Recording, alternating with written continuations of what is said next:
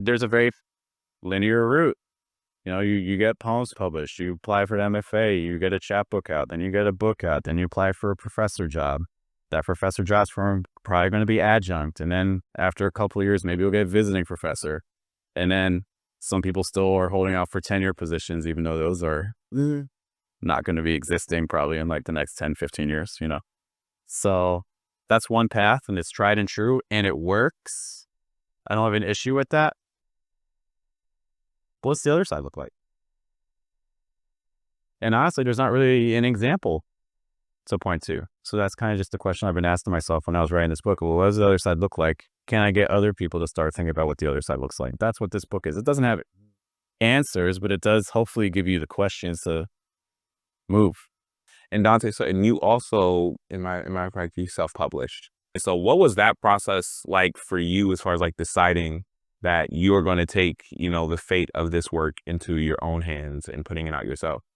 Um, so it kind of started off as a joke because I was like, "Ha, I should write a book." Ha ha ha ha.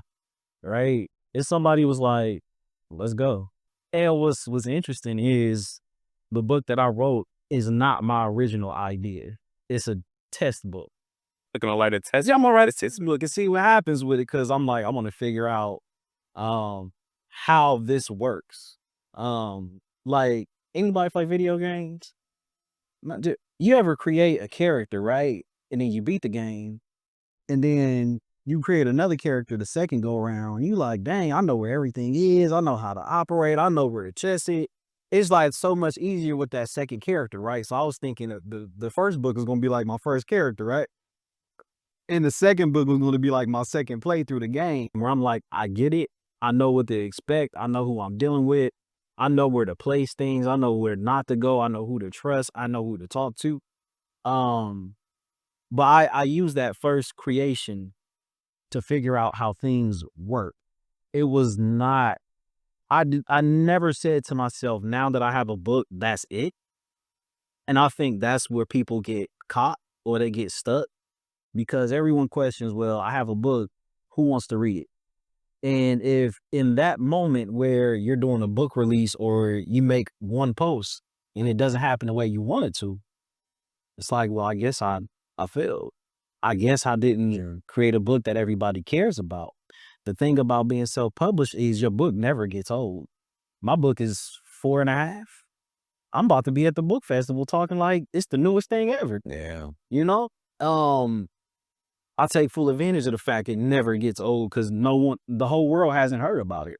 So I have multiple opportunities to talk about this creation as if it's completely new. That's the way I look at the final product that I have. Once you have something created, understanding that it's the beginning, not the ending. That's not it. There's been spaces where I thought no one was going to show up. Sold more books than I anticipated.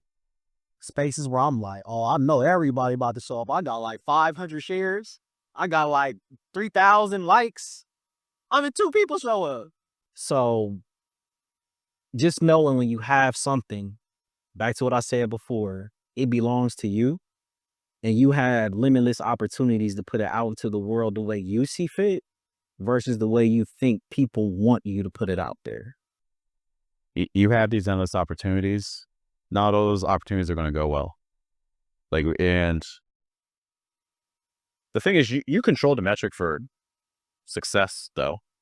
So you can have the reading that 2 people show up to and be like, this was a failure. But a lot of this is also mindset work too, because you can be like, just the fact that I was asked to do a reading is the success. So same event, same people there, completely different outcome though, and how you see it. And I think once you understand that you control the metrics for your own success, then you can also kind of take more risk, because I think a lot of us start doing things that make us feel very safe. We're at the job we have because it's like, oh, I want to do this other job, but insurance, or I want to do this other job, but I'm comfortable.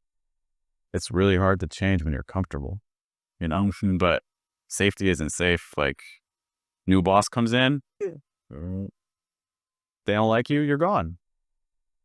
Economy changes, tariffs, you're gone. Doesn't matter. Like past success does not determine tomorrow's success. Like this is all a risk. You just feel comfortable even as your floor is sinking, you know? So it's like once you understand that everything's already a risk, I think you become more open to taking risks. There's something I want to talk to you about. In your books, if you go to page 39, I think this also speaks to the idea that the things I'm asking poets to do who take this work seriously, you're gonna have to do things you don't like, you know, because it's not just gonna be writing. 39. No one should hear you lamenting the court life or your own. The woodpecker has a choice. A tree may take 1,000 knocks for food. The problem is there's no guarantee. Time spent burrowing is time not spent trying a different trunk. Fortunately, I'm not a woodpecker. Whether I starve is not determined by one mistake. And I've always made mistakes without fail. I misread a poem at open mic. I make the wrong comment giving feedback on a piece. I see another poet's success with envy. My enthusiasm pushes other people away. There's value in finding errors in my own actions. Whenever I have a new student, before our call is over, I tell them we are 10,000 mistakes away from the knowledge that we see. An opportunity for correction is the soil for growth. Learning through others is no different. Reading others' poems, those I enjoy and those I don't, I learn how to write and how not to write. Hearing others' poems, regardless of the ovation they receive, I learn how to perform and how not to perform. The poem with mistakes still teaches, regardless of whether I enjoy it. A rotten crab apple on the branch still feeds, regardless of whether I eat. All that to say that, like, we still got to be putting in the work, and we don't know the results of that work, and that result may not give me necessarily the outcome I want, but it's still going to give an outcome that is going to be productive for me. There's a tendency to look at like every situation as like pass fail. You know what I mean? Like slam is a really good space for like that kind of like feeling to be kind of planted, because slam, there is, unless it's like a team, there's like one winner, and every round you're given a score. So like you're constantly reminded of where you are in proximity to other people. And a lot of times you can start to think about that as an objective metric. And so people will walk away from slams.